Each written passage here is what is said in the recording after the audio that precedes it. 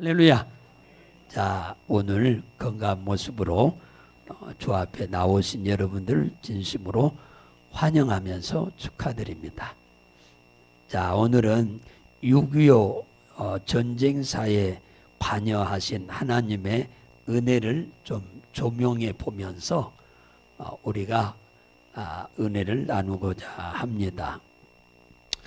한국 역사에 두 가지 끔찍한 사건이 있었다고 저는 그렇게 생각이 되는데, 하나는 임진왜란이고 또 하나는 6.25 전쟁입니다.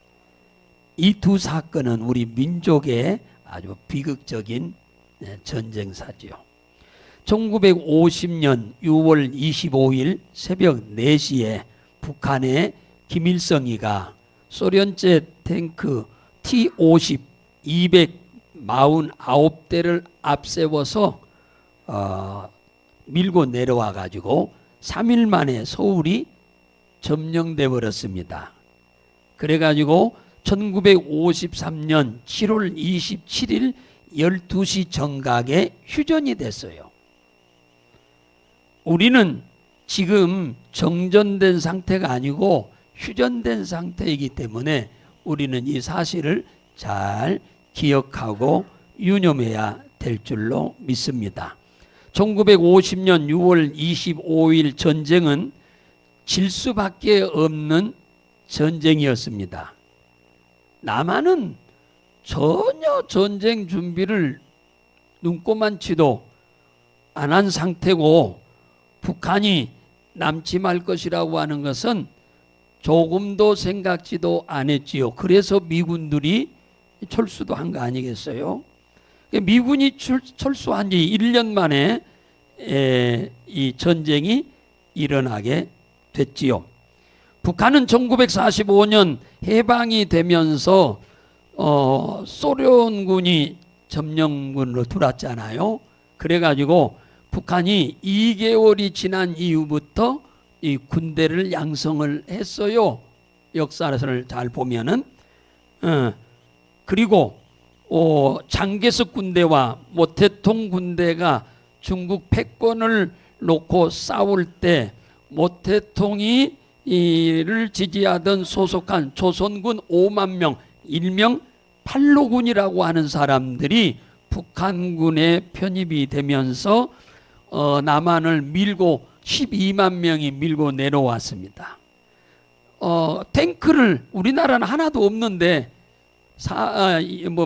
그 엄청난 249개나 되는 탱크를 밀고 내려오니까 그때 모습을 비유하자면 골리앗과 다윗의 싸움이다. 또 다른 말로 비교하자면은 계란으로 바위치기다. 같은 비유하자면 그렇다 그 말이요. 그 정도로 우리는 열악한 상황에서 전쟁을 했기 때문에 전쟁은 이길 확률은 거의 없는 형편이었습니다.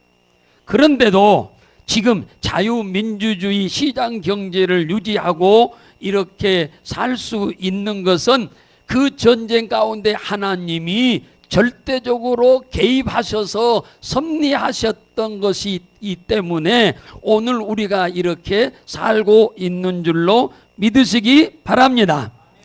전쟁사에 하나님이 역사한 일을 보면은 이 전쟁에 유엔군이 참여하지 않았더라면은 우리 전쟁은 끝난 거죠.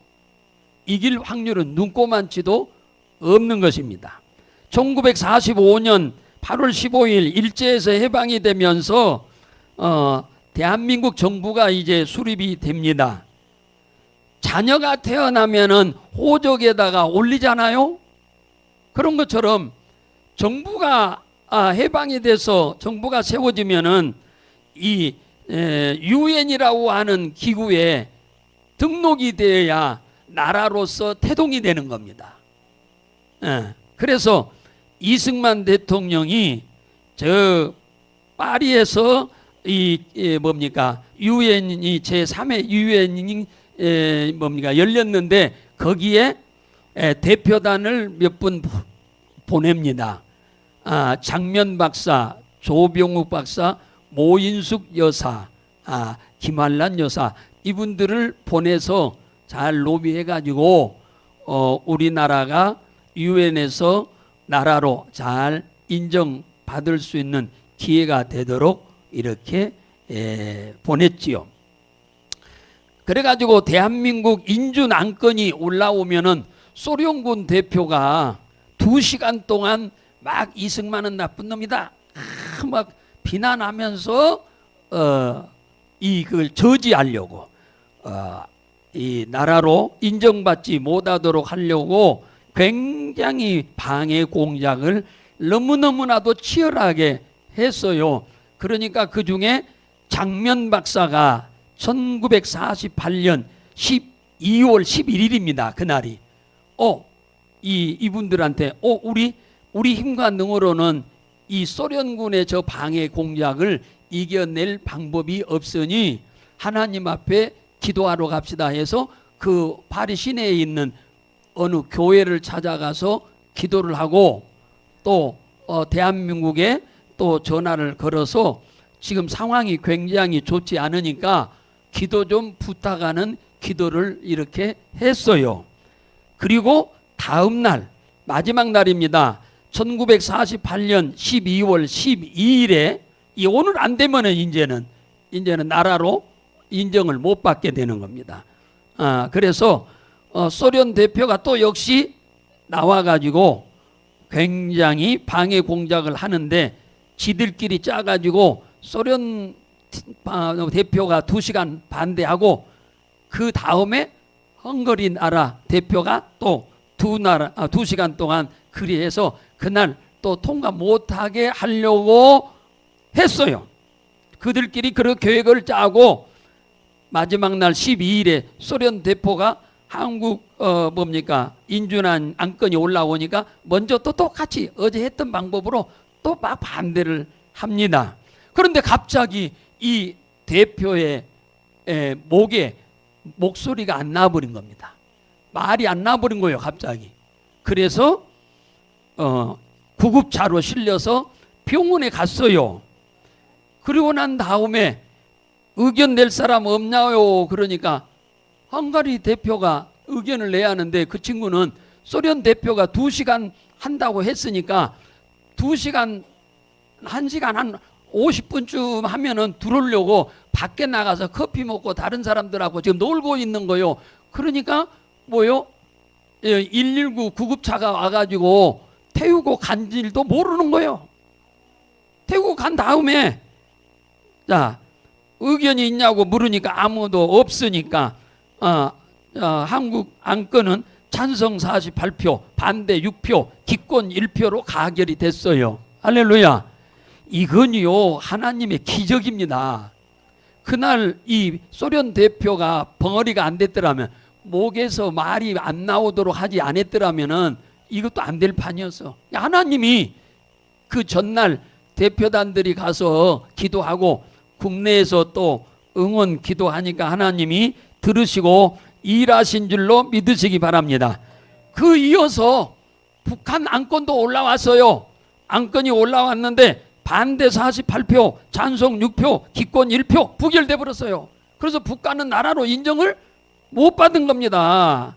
그러니까 남한은, 대한민국은 정식 나라로 이게 인정을 받게 됐고 유엔에서, 북한은 나라가 아닌 무법한 무리로 인정이 된 거지요. 이 사건이 파리에서 유엔 총회에서 있고 난 이후에 1년 7개월 8일 만에 이 북한이 쳐들어온 겁니다. 그러니까 유엔에 등록이 된 대한민국이 무법한 이 나라의 침범을 받으니까 유엔이 도와줘야 하게 돼 있는 겁니다. 합법적으로. 할렐루야. 이 기가 막힌 일이 생긴 거예요. 그래서 이제 도와주려고 하면은 유엔 안전보장 3인 2사국 5개 나라가 있는데 미국, 소련, 중국, 영국, 프랑스입니다. 이 5개 나라에서 어느 한 나라가 반대만 해도 이것은 파병을 못해요. 그런데 소련 대표가 당연히 반대할 것은 말할 것도 없고 뭡니까? 또 방해 공작을 펼 것은 당연한데, 그날 회의에 소련 대표 말라크라고 하는 이 대표가 불참이 됐어요. 불참이. 이 친구가 왔더라면 이거 가결이 안 돼요. 당연히 반대하니까. 중국은 그때 당시에는 뭡니까? 모태통이가 아니고 장개석이었기 때문에 그거 상관없었죠. 그래가지고 그 소련 대표 말라크의 불참으로 5대0으로 가결이 돼가지고 기적같이 유엔군이 파병이 될 수 있도록 가결된 줄로 믿으시기 바랍니다. 기가 막힌 거죠. 이게 파리에서 유엔 총회에서 한국이 소련의 반대로 인해서 그날 인준을 못 받았더라면은 우리 전쟁이 일어났을 때 유엔 파병이 안 되는 거요. 이 모든 일이 하나님께서 하신 일인 줄로 믿으시기 바랍니다. 오늘 역대하 20장 15절에 보면은 여호사밧 왕이여 들으라. 여호와께서 너희에게 말씀하시기를 이 큰 무리를 인하여 두려워 말고 놀라지도 말아라. 이 전쟁이 너희에게 속한 것이 아니요 하나님께 속한 것이니라.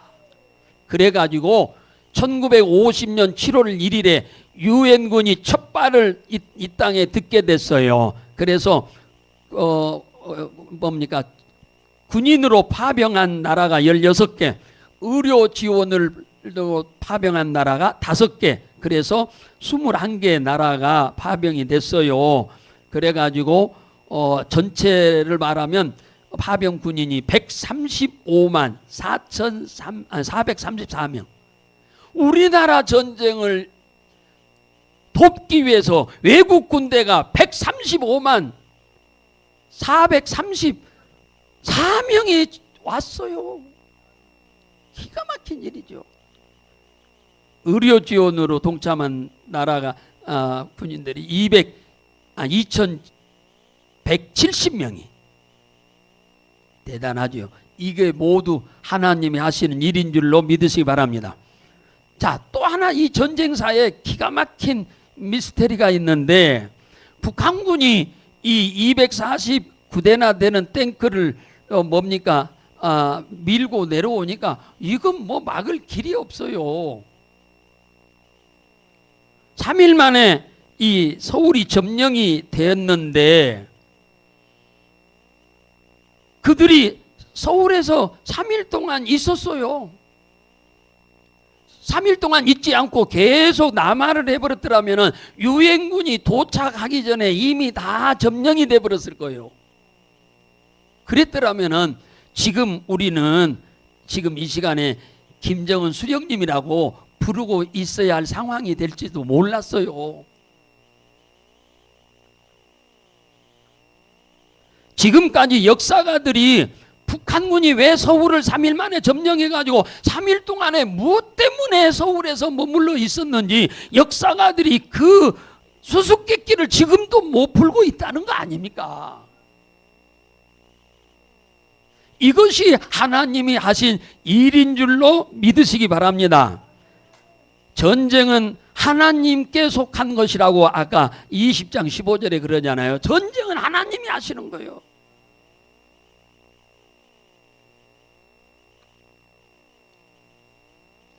사무엘상 17장 47절에 보면은 여호와의 구원하심이 칼과 창에 있지 아니함을 이 무리로 알게 하리라. 전쟁은 여호와께 속한 것인즉 그가 너희를 우리의 손에 붙이시리라. 골리앗하고 다윗하고 전쟁을 하는데 다윗이 이겨먹었어요. 다윗이 골리앗을 향하여 전쟁은 하나님께 속한 거다. 할렐루야. 그걸 믿었어요. 다윗이 감히. 그래서 골리앗을 이긴 겁니다. 이 6.25 전쟁사에 있는 하나님의 놀라운 숨은 섭리는 우리가 일일이 다 얘기하기는 어렵지만은 낙동강 전선이 무너졌습니다. 낙동강 전선이 무너졌어요. 어디서 무너졌냐 하면은 영천에서 무너졌어요. 영천에서 무너졌는데 이때에 미국의 대사가 누구였냐면 무초였어요. 무초라고 하는 대사가 저기 부산으로 내려와 계시는 이승만 대통령한테 찾아와 가지고 우리는 일본으로 철수를 할 거니까 유엔군은 당신은 오키나와로 피신하세요. 이렇게 권면하러 왔습니다. 그러니까 이승만 대통령이 그 안 호주머니에다 넣고 있던 권총을 하나 빼가지고 하는 말이, 이 권총 안에는 3개의 총알이 있는데 하나는 내 방으로 들어오는 그 공산당 그놈 하나를 내가 머리통을 쏴서 내가 죽일 것이고, 그 다음에는 내 사랑하는 아내 프란체스코를 쏠 것이고, 그 다음에 하나는 내 머리에다가 쏘고 내가 죽을 것이라고 그런 거예요. 그러니까 무초가 겁시 나가지고 나가버렸어요. 영천에서 여러분 보면은 지도를 딱 이렇게 보면은 영천에서 보면은 우측으로 이렇게 가면 좌측으로 가면은 경주요. 경주 그죠? 이쪽으로 가면 대구, 그 다음에 뭐 청송, 이렇게 3길이 있는데 그때 당시에 우리 아군들이 군인이 굉장히 적은 상황이라 이 3길을 동시에 막을 수가 없다 그 말이에요. 그래서 그때 당시에 지휘관이었던 송요창이라고 하는 대령이 계시더만요. 기록을 보니까 이 대령이 자기 부대원들을 데리고 나 같으면은, 내가 공산당이면은 내가 이 3길 중에 어느 쪽을 택해서 갈까 이렇게 고민을 하다가 기도하는 중에 아주 신앙이 좋은 분이었어. 이분이 나 같으면 나도 북한군이라고 한다면은 내가 경주 쪽으로 가겠다라고 하는 그런 마음이 생겨서 경주 쪽에다가 우리 아군들을 전부 매복을 시켰어요. 그랬더니 아니나 다를까 김일성이와 아주 빨치산 동지였던 김책이라고 하는 이 사령관이 그 영천에서 어느 쪽으로 해서 부산으로 내려갈까 하다가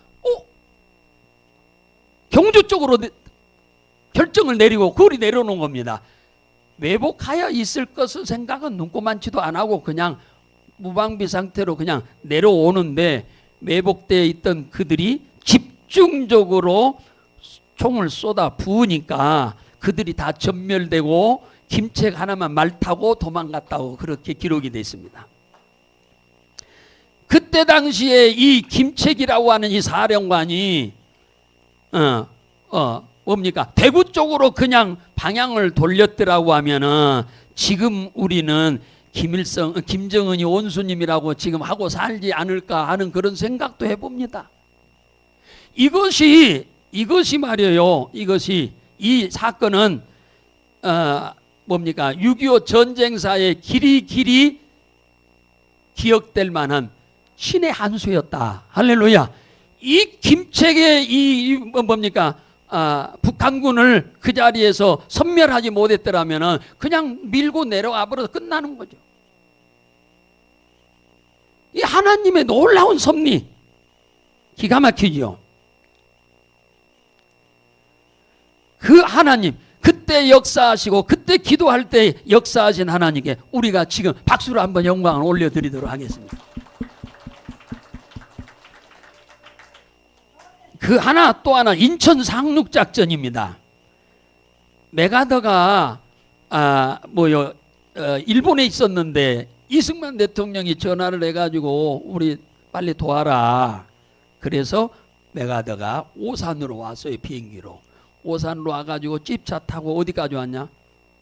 한강을 아까 북한군이 넘기 전에 한강 남쪽 한강 우리 아군들이 거기에 매복해서 지금 싸우고 있는 곳, 많이 도망가 버리고 소수가 진지에 이렇게 있는데 한 병사를 만납니다. 그 병사에게 왜 자네는 안 도망가고 여기 있나? 그러니까 나라를 지켜야 하는데 도망가면 되겠습니까? 내 상관이 철수하라고 후퇴하라고 말도 안 없는데 내가 갈 수가 없지 않습니까? 그 당연한 얘기죠. 근데 다른 병사들은 많이 도망가 버렸는데. 그래서 이런 친구들이 있는 대한민국이면 빨리 도와줘야겠다 해서 뭘 자네한테 도와주면 좋겠나 그랬더니 뭐 무기가 하나도 없습니다. 총알도 없어요 지금. 그러니까 빨리 총알 좀 주세요. 그래서 그러면 내가 빨리 가서 도와주겠다 해서 또 가가지고 일본으로 가가지고 인천 상륙작전을 그때 계획을 한 겁니다.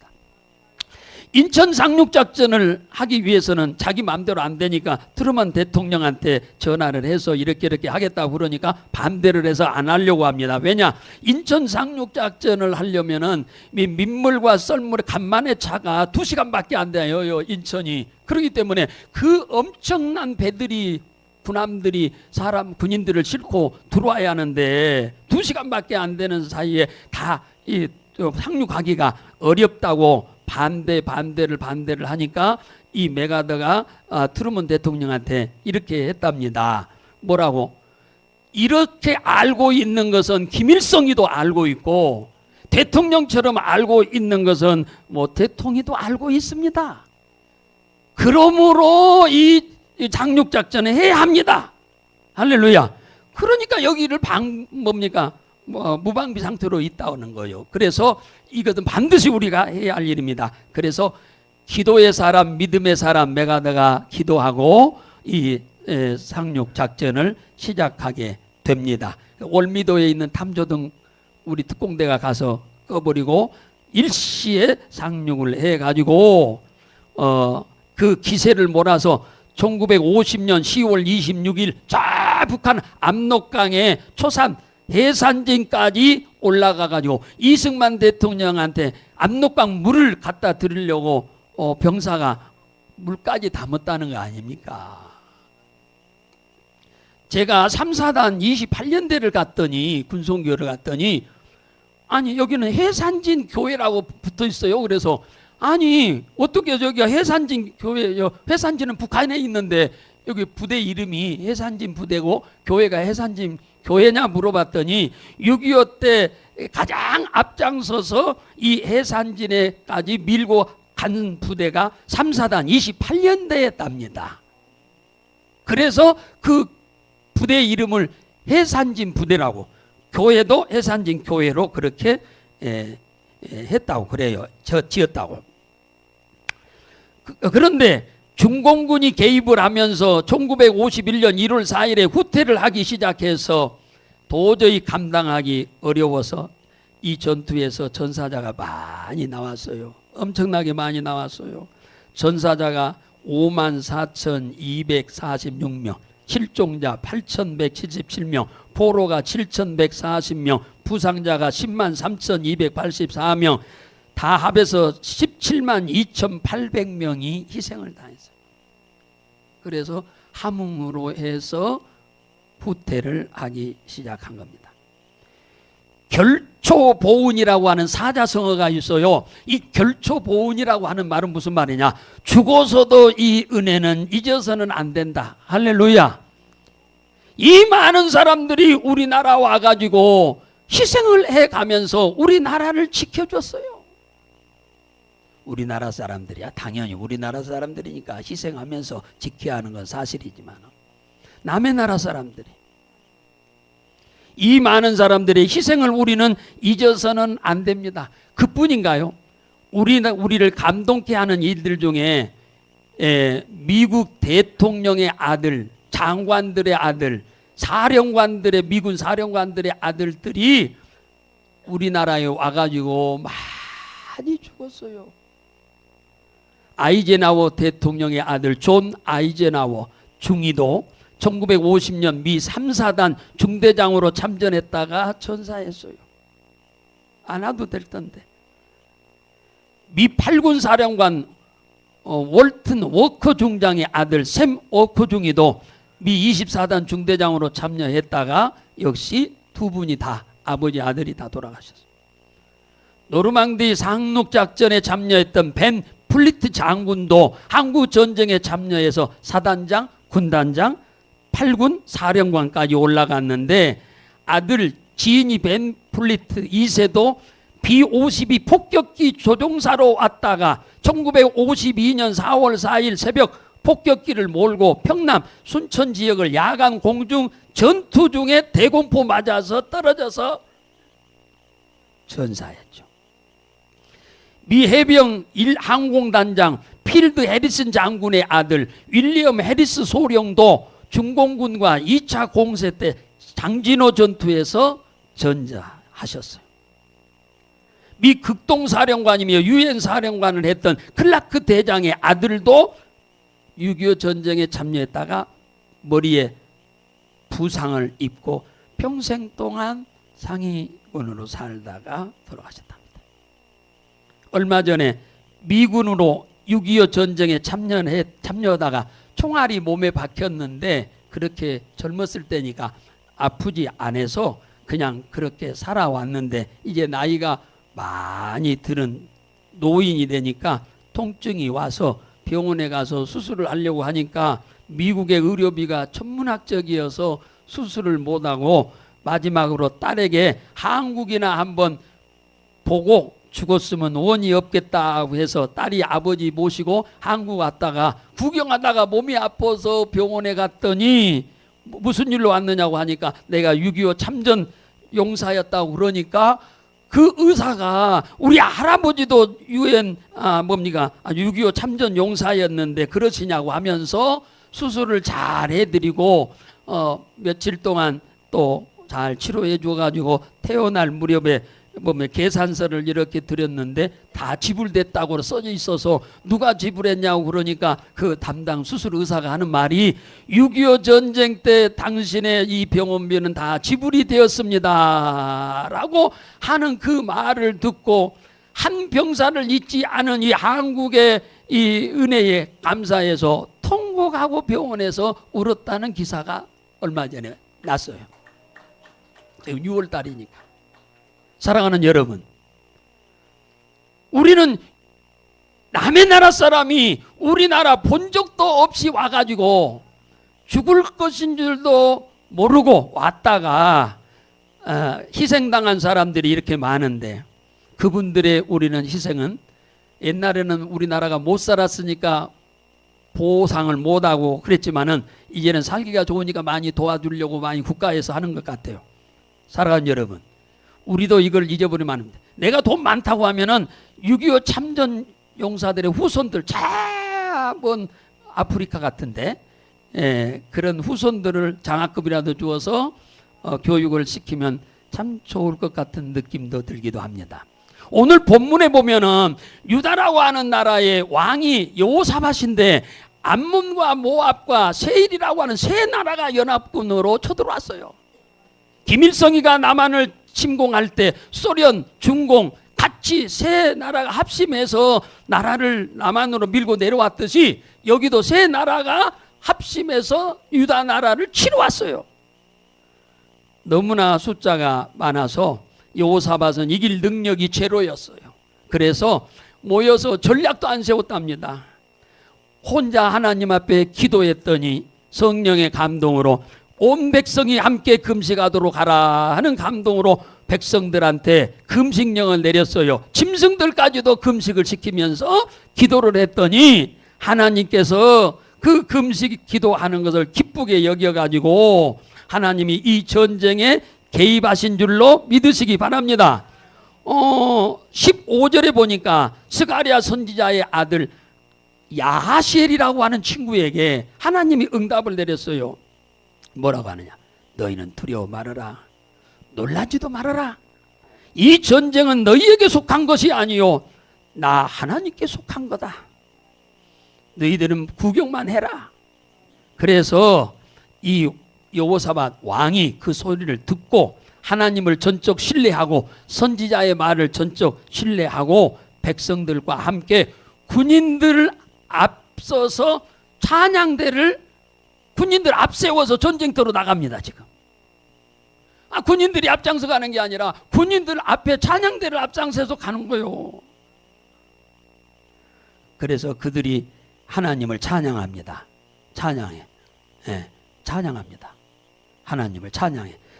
하나님께 감사하세요. 21절에 그 자비하심이 영원함이로다 하였더니 놀라운 일이 생겼어요. 하나님이 복병으로 천군들을 복병으로 놔뒀는데 그들로 하여금 지들끼리 세 나라 있는데 두 나라가 합해서 한 나라를 치고 두 나라 남으니까 지들끼리 쳐서 자멸해서 전쟁이 끝나버렸어요. 할렐루야. 유다 백성들은 화살 하나 안 쏘고 창 하나 안 던지고 칼 하나 휘두르지 않고 전쟁은 끝나버린 줄로 믿으시기를 주의 이름으로 축복합니다. 전쟁은 옛날이나 지금이나 하나님이 개입하셔서 그 일을 이루게 되는 줄로 믿으시기 바랍니다. 사랑하는 성도 여러분들이여, 우리는 6.25 전쟁 가운데 역사하신 하나님의 그것인 은혜를 잠깐 우리가 살펴봤습니다만 잊어버리지 말고 감사하며 삽시다. 그리고 하나님을 절대 신뢰하며 사시기를 주의 이름으로 축복합니다.